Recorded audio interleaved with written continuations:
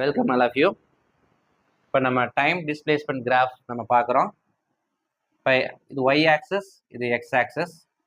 X ஆக்சஸில் டைமை represent பண்ணுது, Y access டிஸ்பிளேஸ்மெண்ட்டை represent பண்ணுது. ஏன் ஒய் ஆக்சஸ் வந்து டிபெண்டன்ட் வேரியபிள், டைம் வந்து இண்டிபெண்டன்ட் வேரியபிள். டைம் எப்போவுமே இண்டிபெண்டன்ட் வேரியபிள். ஸோ டைமை டிபெண்ட் பண்ணி டிஸ்பிளேஸ்மெண்ட் இருக்குது. ஸோ ஒரு வேளை இப்படி ஸ்ட்ரைட் லைன் பேரலாக இருக்குது, எக்ஸ் ஆக்சஸ்க்கு பேரலாக இருக்குது, அதாவது டைம் கோஆர்டினேஷனுக்கு பேரலாக இருக்குது அப்படின்னா இந்த பொசிஷன் எல்லா இடத்துலையும் ஒய் மாறாது, ஒய் பொசிஷன் மாறாது, எக்ஸ் பொசிஷன் மட்டும் மாறும். அதாவது டைம் மட்டும் எலாப்ஸ் ஆகும், டைம் வந்து ஃபார்வேர்ட் ஆகிட்டே இருக்கும், ரிவர்ஸில் வராது. அதனால ஆப்ஜெக்ட் வந்து ரெஸ்ட்ல இருக்குதுன்னு காட்டுது, ஆப்ஜெக்ட் அட் ரெஸ்ட்.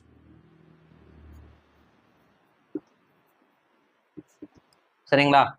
இப்போ அதே டைம் டிஸ்பிளேஸ்மெண்ட் கிராஃப் வந்து டிஸ்பிளேஸ்மெண்ட் இன்க்ரீஸ் ஆகிட்டே இருக்கு, ப்ரொபோஷனலாக டைம் இன்க்ரீஸ் ஆகுது. அப்போ இன்க்ளைண்டாக இருக்குது. இந்த எக்ஸ் ஆக்சஸ் டைம் ஆக்சஸ் அப்படியே மேலே ரைஸ் பண்ணுங்க, இந்த ஆங்கிள் வந்து மாறவே இல்லை, தீட்டா. அதாவது இந்த தீட்டா மாறலை. 2 பாயிண்ட்டை சூஸ் பண்ணுங்க. அதுக்கு வந்து இது வந்து ஒய் ஆக்சிஸில் டிஃப்ரெண்ட்டு, இது வந்து எக்ஸ் ஆக்சிஸில் டிஃப்ரெண்ட்டு. அப்போ இது வந்து tan theta, opposite by adjacent, இதான் ரெஃபரன்ஸ் ஆங்கிள். அப்போ tan theta equal to del y by del x அப்படின்னு சொல்கிறோம். டேன் தீட்டாங்கிறது இங்கே வெலாசிட்டி, டெல் ஒய்ங்கிறது டிஸ்பிளேஸ்மெண்ட், டெல் எக்ஸுங்கிறது டைம். சரிங்களா? இப்போ என்ன தெரியுது நமக்கு? டேன் தீட்டா கான்ஸ்டன்ட்னால இங்கே வெலாசிட்டி கான்ஸ்டன்ட். அப்போ வெலாசிட்டி கான்ஸ்டன்ட் அப்படின்னு தெரியுது.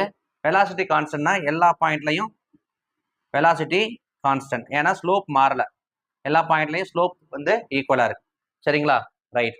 இப்போ ஒருவேளை இந்த கிராஃப் ஓகே, இங்கே இப்போ என்ன ஆகுது? இங்கே டிஸ்பிளேஸ்மெண்ட் எஸ், டைம் டி.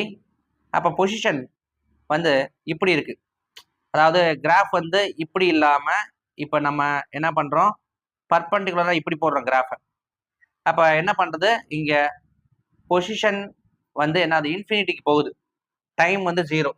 அப்போ இது எதை மீன் பண்ணுதுன்னா, இப்படி போயிட்டு இருக்க இந்த ஸ்லோப் வந்து 90 டிகிரி வரையில போயிட்டு இருக்க டைரக்ஷனுக்கு அப்படியே ஆப்போசிட்ல திரும்பி ஆரிஜினை நோக்கி வருது அப்படிங்கிறத மீன் பண்ணுது.